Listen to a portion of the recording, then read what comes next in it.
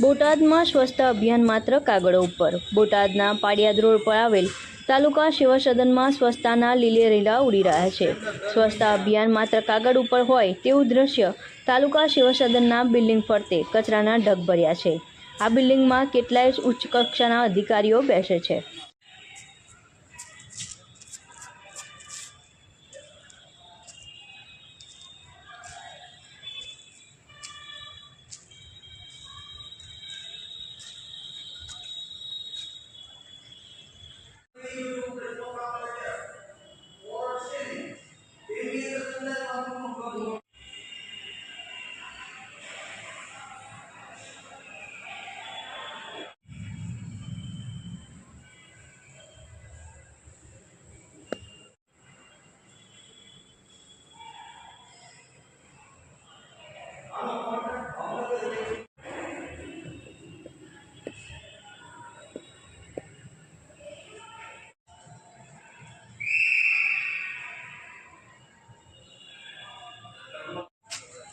ઓલું પ્લેન દુર્ઘટના થઈ ને